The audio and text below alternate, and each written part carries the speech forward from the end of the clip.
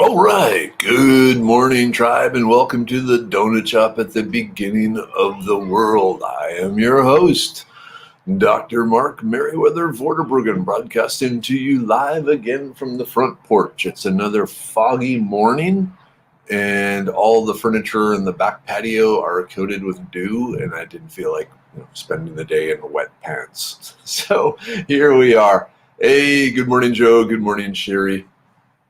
Yep, it was foggier earlier, but it's kind of clearing up some. Apparently, Houston has caught in this weird valley between two fronts, and it's doing moist things to our atmosphere. Hey, good morning, Bonnie. Good morning, Michelle. How are you all doing today? You got your coffee? Coffee. I hear the garbage man. Cool. Let's see. So Tuesday. Today's Tuesday? No, today's Wednesday. We had tacos last night, so that means today is Wednesday. Hey, good morning, Charles. Yes, loving kindness in the morning. That's a great greeting. I like that. Put that up there. So, loving kindness in the morning. I like that. Hey, good morning, Cleo. Okay, Bonnie, taking the husband to work at Amazon, and then I'll be driving, so I'll just be listening today. Okay, so I will try and be more vocal in the descriptions of things. Hey, good morning, Dan. So, Amazon, yep. Still, yeah, Amazon. Let's not talk about Amazon. Let's start the day out in a positive note. Hey, good morning, Kimberlyn. Good morning, Holly. Yeah, I'm kind of curious to see what sort of response I get from today's post about eating scorpions. They're actually pretty tasty. Not as tasty as coffee, but still pretty good. Wow, 70 degrees this morning, Lake Texoma. Someone's texting. Oh, so yeah, at this time tomorrow, I'll be on a plane to Los Angeles, so the boarding starts at sometime at 6 something in the morning. So remember, there won't be a donut shop tomorrow. Oop, garbage guys. Hey, garbage guys. Yeah, but it's United saying the flight is full, and they are trying to convince me to take a different flight. But I got meetings and stuff. I don't know if you all can see this, and I'm sorry, Bonnie. So this was sent to me by one of my classmates from up in Minnesota yesterday. That is snow. I love Texas. I'm wearing shorts. Hey, good morning, Robert. Good morning, Michelle. Hey, Tina. Hey, Jeff. Hey, Joe. Yeah. Hey, Chuck. Ooh, Gator Lake State Park. Cool. Are you the park hosts there, Chuck? One of those people that cruises around America in an RV, staying at different parks and working at the parks and then moving on to other parks. I always thought that would be an awesome lifestyle. Oh, man, Kimberlyn. Sounds like you need some good vibes here. I had to take my 13-year-old cheap Pomamerian, I guess, to a vet yesterday. Irritated trachea, making CHF cough worse. We've been up all night. Ooh. Yeah, that sounds like a rough night. Pets are children. It's as simple as that. They are, get all the love, care, and worry that the biological. I think I told you all the story about Oz, my cat, convincing me that adoption was the right thing to do. Maybe I'll have to tell you that story. All right. Hey, Tina. Yeah, so she's not wild about it, but she understands if she wants to continue to live the lifestyle I've provided her, rather than living under a bridge, that I have to do certain things. And one of them is get on a plane, fly to Los Angeles, hang out in Los Angeles for a few days, and fly up to San Francisco and go out. Well, not hang out in Los Angeles, but use that as a center, as and go out and talk to different people, and then go up to San Francisco and do the same thing over. So, oh, Chuck, okay, no, just fishing in the kayaks. Nice. Hey, Donna. Yep. Yeah, snow. Not doing the snow thing. Hey, Jeff. Definitely not doing the snow thing. Oh, good, Kimberlyn. The doggy is doing better. Hey, Tammy. Good morning.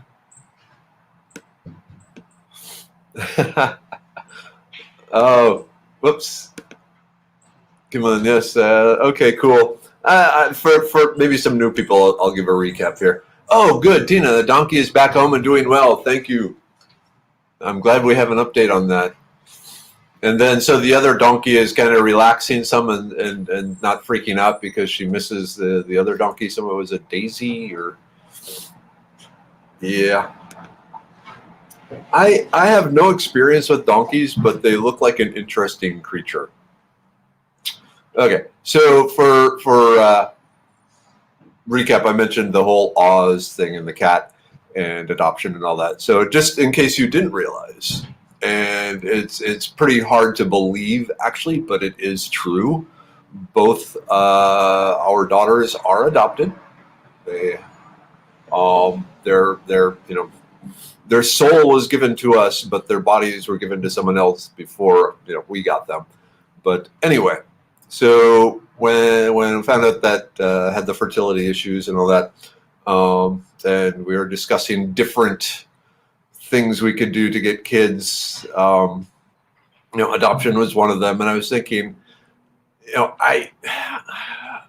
can I love, a child that isn't biologically from me? Because I'd been around friends' kids and stuff, and it's like you're kind of sticky and smelly, and I'm you go over there. I'm okay with you not climbing into my lap. All right, good.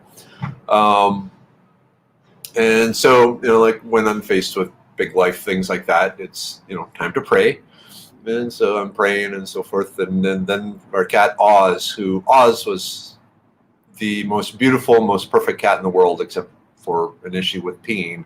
But Oz leapt up on my lap while I was praying, and I was petting him, and I'm going, "I love you, Oz." And it's like, boom!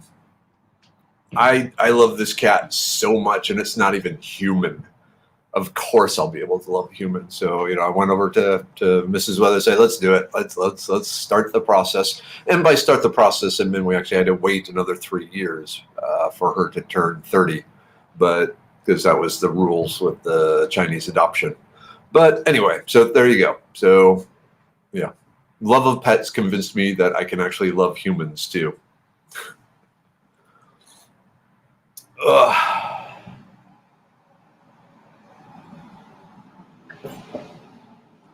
It never occurred to me. I don't think either of the daughters have ever heard that story. And I'm not sure, what they would make of it. Hey, Surrender. But Oz was the lap cat. He liked to be in the lap. He liked to be, petted, and he would purr. And so whenever I go in, for the physical, or anytime they're doing my blood pressure, I'm imagining Oz in my lap, purring as I'm petting him, and it's just such a feeling of relaxation and love.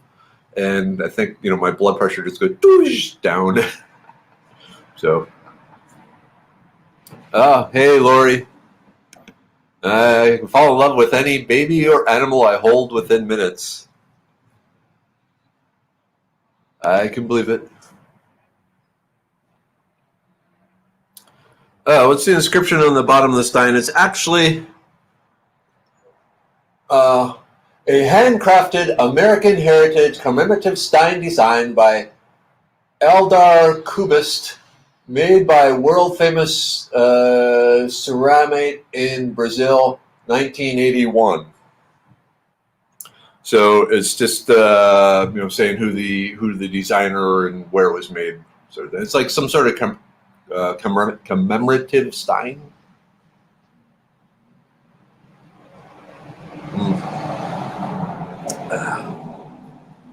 I'm worried because I'm setting it down on brick, and I'm afraid I might just like set it too hard. But yeah, it's kind of interesting that it's a Viking stein made in Brazil. Go figure. Oh, thank you, Tina. Whoop. Thank you, Tina. Yeah, that's the plan. I'm really not looking forward to it. California and flying, and looking at my seat assignment, it's in the middle seat. So we'll see what happens there.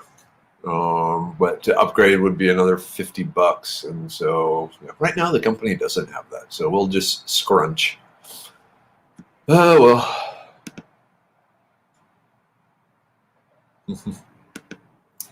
Oh wow, Jennifer! I'm so glad you did not become a priest. You share God's love with people who might not be exposed to it normally. I think everyone's exposed to it, but most people don't recognize it. Okay. Here's a great question. So Tammy Wells asks, I saw something on Facebook about using sweet gum balls soaked in vodka is like Tamiflu. Is that true? Okay, so let's talk chemistry. To make Tamiflu, to make the molecule that is the key ingredient in Tamiflu, they start with the natural product shishimic acid. Shishimic acid is found mainly in cloves and star anise, but it's also found in fairly high quantities in sweet gum balls. The shishimic acid then undergoes multiple chemical reactions to attach different shrubbery onto it to actually turn it into Tamiflu. These are not chemical processes you can do at your kitchen table, in some Coke bottles and stuff like that. They require all sorts of specialized equipment, solvents, extraction techniques, recrystallization, blah, blah, blah, blah, blah. It was a big board of science sort of thing. So the shishimic acid itself does not have any real anti-flu properties. It's just the fact that people saw that, shishimic acid is used to make Tamiflu. So sweet gum balls that have shishimic acid in it in vodka, it will make anti-flu medication. No. Nope. It will make a nice tasting liqueur, but it will have no real effects on flu or other viral infections. Its main thing would be as a digestive aid. Oops, let's see.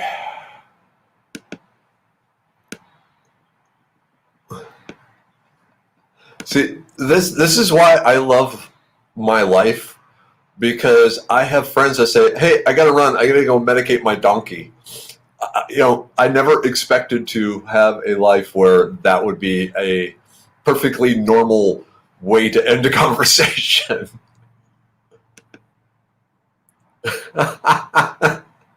Sorry, Jonathan, while reading from the bottom of your stein of coffee, you look like you were making an offering. Will reciting maker's marks from the bottom of the stein. I didn't know what I was watching for a minute. Okay.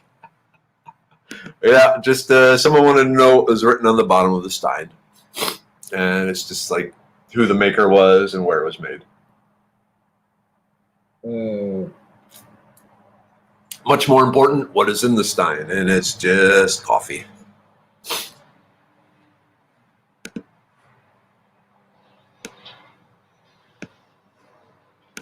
I think you need to wear a full head mask with filters between disease and smoky ears and ash and pollutants. It's worse than a third world country right now. Did you get your shots? Yep, I'm fully loaded up on my shots.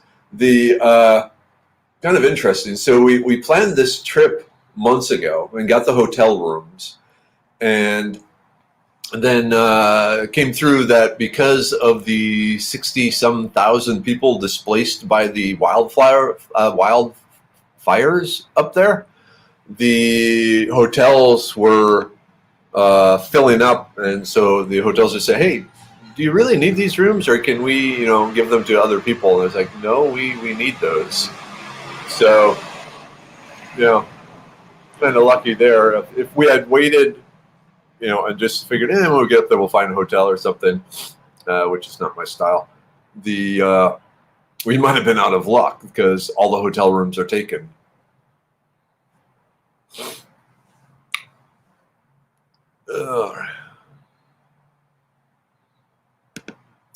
Okay, Jeff, made a tincture with sweet gum leaves, hoping for an insect repellent.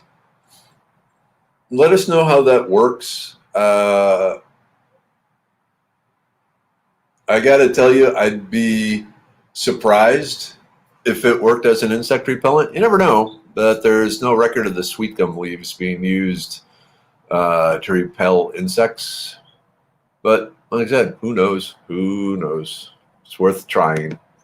Here's to all the early humans that tested things and maybe died trying to figure out what they could eat and what they couldn't. Maybe, what you can use as an insect repellent still needs to be discovered. Hey, good morning, Alicia.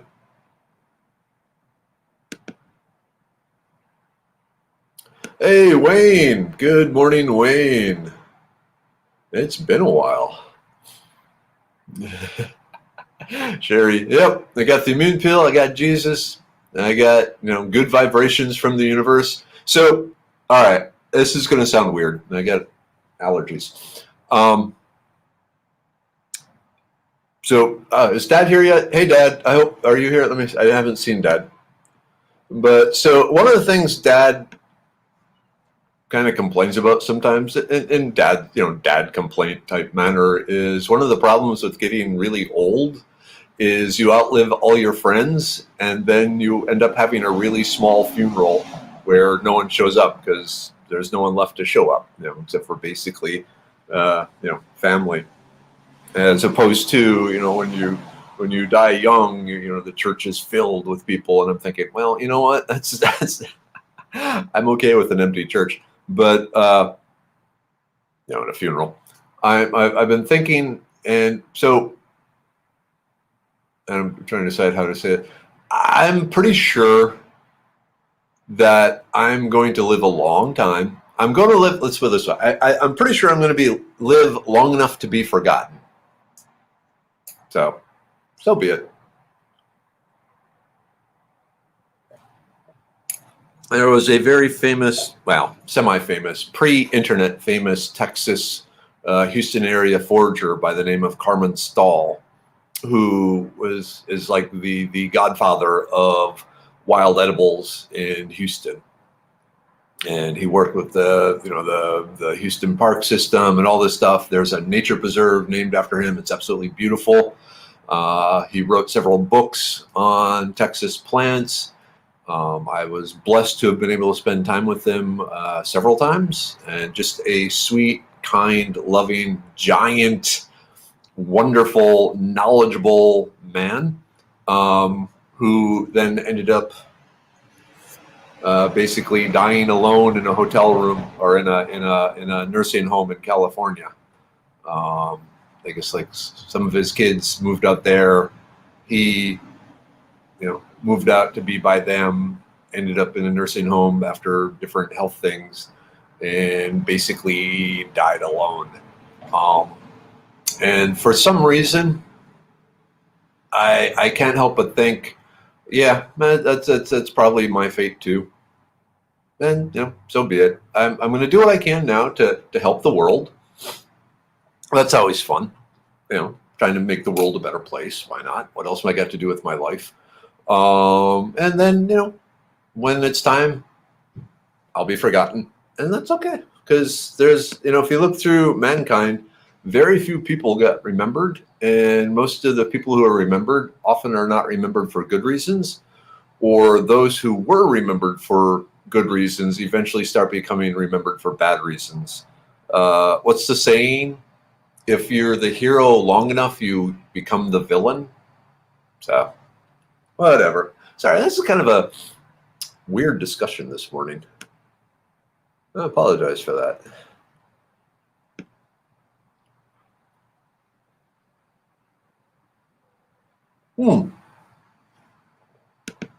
Rob, I just noticed I don't have top fan badge anymore. I don't know what happened. Has Facebook taken those away? I don't have any control over that. It's just something Facebook assigns. Maybe other people have been out posting you or out commenting you, Robert, but I don't know. Jonathan, maybe horsetail for flu? No, horsetail is mainly for cartilage regeneration and general knitting together of bones and helping repair strains and sprains. No real anti-flu sort of things. An astronaut suit. Oh, there's an idea. Of course, going through the the scanner thing might be a problem. That's okay. Homemade? No, it's bought coffee. It is the cheapest coffee that Kroger sells because I'm mainly in it for the caffeine. And then on different mornings, I use it as a carrier for other herbs. But yeah, for the most part, I don't have a very refined sense of taste. I don't need things. I don't need my fuel to necessarily taste good. I just need it to make sure it gives me the fuel I need. Now, obviously, good coffee is absolutely fantastic, but in the scheme of things I'm spending my money on, I don't have enough money to spend it on something as consumable as coffee. When really once the cup is gone, the effects are the same whether it's a cheap cup or an expensive cup. Someday, there's a meme going around now, how I want to be rich enough where I'm no longer upset by the price of beef jerky. To me, it's like I want to be rich enough where I can buy the good coffee without, it being a holiday or something like that.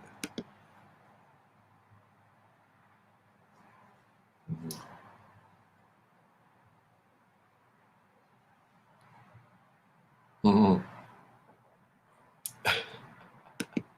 So that's why you offer coffee from your Viking Stein made in Brazil in the mornings. Life extension hack. Exactly. International benefits. Oh, let's see. Hey, good morning, Christy. Ooh, Wayne. Okay, favorite simple fig recipe. My tree is starting to produce. Absolute favorite way? Quarter them. Cut the figs into quarters and dehydrate them into a gooey, chewy fig dehydrated snack. Yum. Hey, good morning, Nicole. Allergies, goldenrod, stinging nettle. That's what you're looking for there. Yep. Did you see the picture I put up? Oh, hey, if your mom, I'll just put it up here again. For those of you who are wondering why it's Foraging Texas and not Foraging Minnesota, this was yesterday up in Minnesota by my folks' place. So, yeah, snow, no. There we go, Chad. You will not be forgotten if we're taking the brain pill. That's okay. That's good. That's my chance at immortality. All right, Lori. Oops. Say goodbye to me while I'm alive. Goodbye, Lori. See you tomorrow. But nah, goodbyes are until we meet again.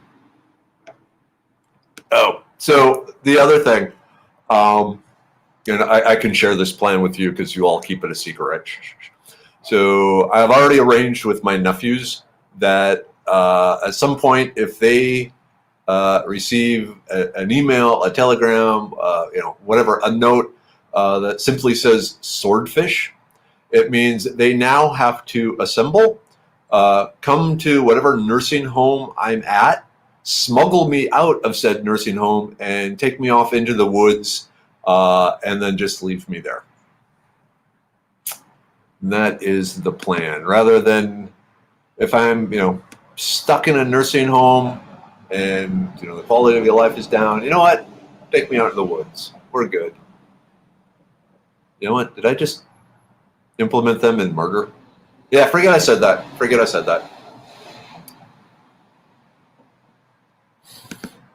Okay, I got a football player home with a sprained ankle. I have lamb's ear and lantana. Can I make a poultice or something out of one of those? Yeah, go with the lantana. Mash up the lantana. Nice, put it in a blender, and then, chop it up. Get a wet rag, nice and hot. So, steaming hot, but then let it cool to the point where you can touch it. But, okay, get the wet rag hot. Fill the wet rag with the chopped up lantana. Fold it up so you have just one layer. So you have a layer of the rag, the lantana, and then the other layers of the wet, hot rag over it. Wait until the rag has cooled down enough to touch, and then lay it over the ankle and just leave it there. Too bad you don't have some comfrey. But, yeah. So go with the lantana has been shown. I don't know. I can show it here.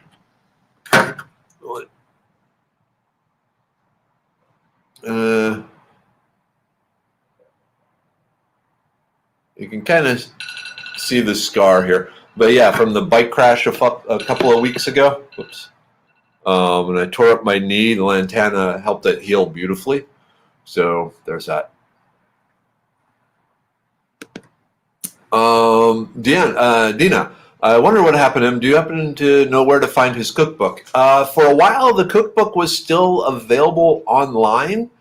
If you through the Spring Creek Greenway website, I think, or maybe the Precinct 4 website. But if you search Carmen Stahl cookbook, it should bring up a online version of it. Carmen, Carman, Carmen Stahl, Stahl. All right, it is 7:50. Wow, lots of comments here. Okay, let me jump out. So, Heather, is there a book you recommend for people new to Texas? Yes, of course, The Idiot's Guide Foraging, my book, because even though it was designed to cover all of North America, the publisher didn't fly me all around North America, so I had to just put in it plants I could find here in Texas that were also found all across the rest of North America, and that still had over 70 plants and mushrooms, so you're good there. So Idiot's Guide Foraging. If you go to the Foraging Texas website, www.foragingtexas.com, and then there's a page on how to become a forager. And it walks through the steps, and it also gives links to my Amazon store, amazon.com/shop/foragingtexas. And it has it broken into 6 steps. And, at step 1 for a beginner, these are the books you should have and, what gear you need. And it walks you all the way to an herbalist type level forager. So check that out. Okay. Ooh, S. Oh, you know what? Okay, let's do the group take because time's a passing here, and then we'll come back to S here. So starting with the liver pill. Yay, liver pill. Got to keep that liver going. Cleanse, support, detoxify, protect. Remember, the liver is your guardian. So treat your liver well. There should be a song about that.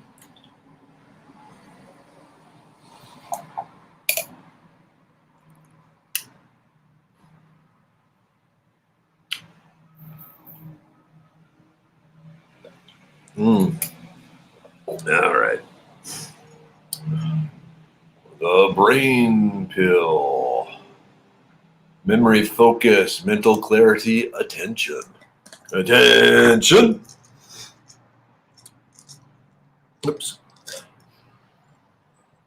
Like I said, part of the morning ritual for me has been a deep inhalation of the scent of the brain pill.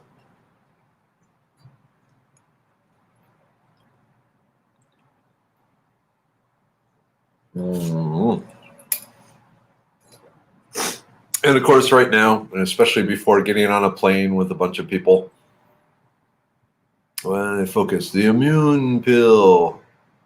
Focus. All right. Support, maintain, prepare, fight. Oops.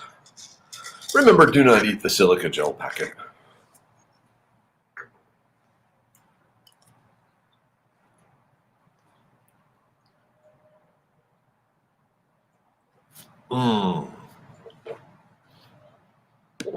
All right. All right, Jonathan, you're on the team. It'll be a while. Hopefully it'll be a while.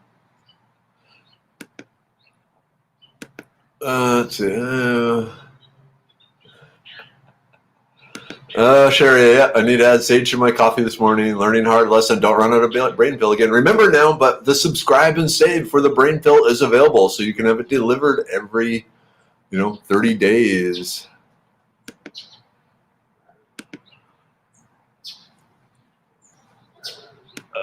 Let's see.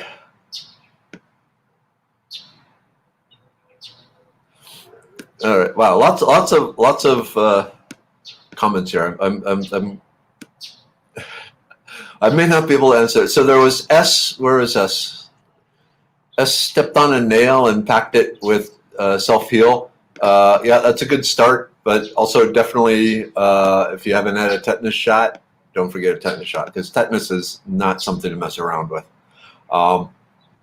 Back in grad school, I knew a kid that actually, young man, had tetanus, and one of the names for tetanus is lockjaw, because for some reason it can attack the nerves in the jaw, and so he talked like this all the time because he couldn't really move his jaw, and so it's kind of hard to understand him.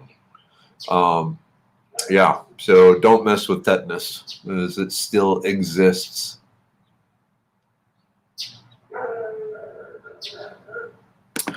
Okay, Bonnie, I heard something worthy enough to pull over and ask a question. Horsetail and rebuilding cartilage. Could you elaborate, since I have bone on bone in my knee? Okay, so unfortunately, Bonnie, it's probably not going to help in your case. But horsetail, the plant, you can look it up on Foraging Texas.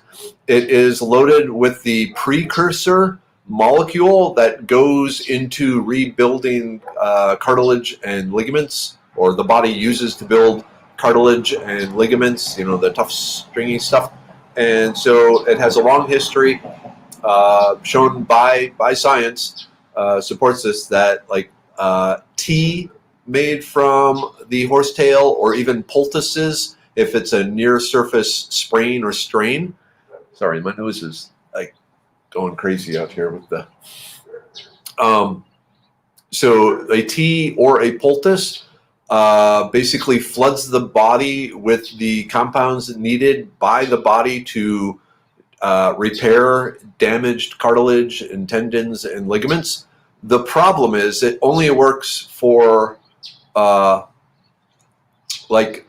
sprain, a strain, a cut, an acute damage. If it is a chronic issue, if it's something that's been, happening over years, for some reason your cartilage is decomposing or something like that, there are underlying issues that just giving the chemical the body needs to rebuild the cartilage isn't going to help, or isn't going to help much. So yeah, bone on bone, that absolutely sucks. That's extremely painful. But the horsetail there probably isn't going to offer much aid. Because, like I said, it sounds like there are underlying issues that are interfering with the body's ability to maintain the cartilage in the joint. And so without that being taken care of, throwing more of the cartilage building material at it isn't really going to help.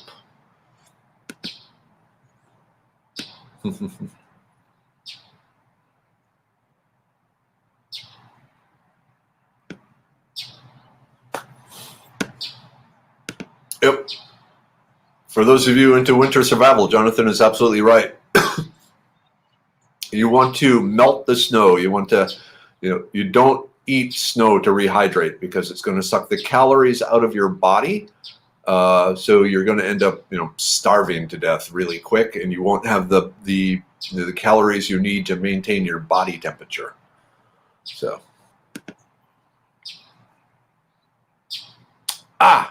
okay. Thank you. Spring Creek Greenway Wild Stuff.html. A link to Papa Stall info I found in the Port newspaper. Yep.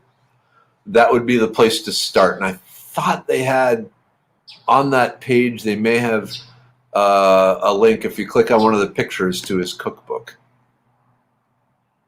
Oh, wow. It's 7:59.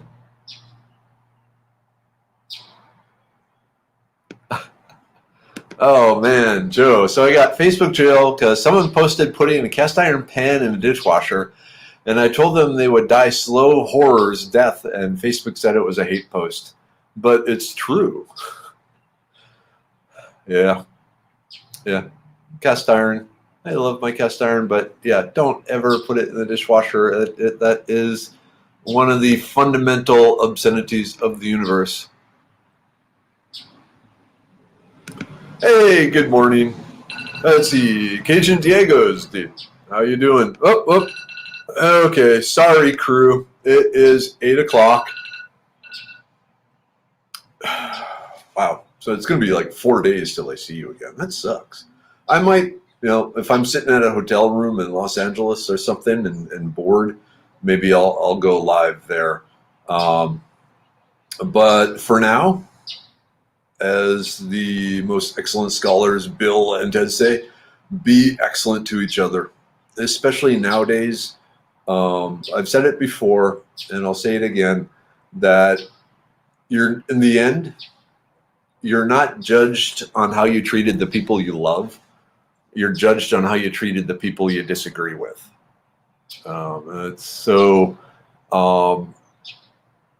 Compassion is in short supply right now, but unnecessarily so, because each of you has an almost infinite amount of compassion if you're willing to tap it. And so I'll just leave you like that. Like I said, love one another. It's as simple as that. So I gotta go. Like I said, I will definitely return Monday. And if there are some free times while I'm in Los Angeles and have Wi-Fi and all that, I'll probably pop up randomly and say hi. But for now, chill and be cool, but not in the Minnesota snow way. Yeah. All right. See you when I see you.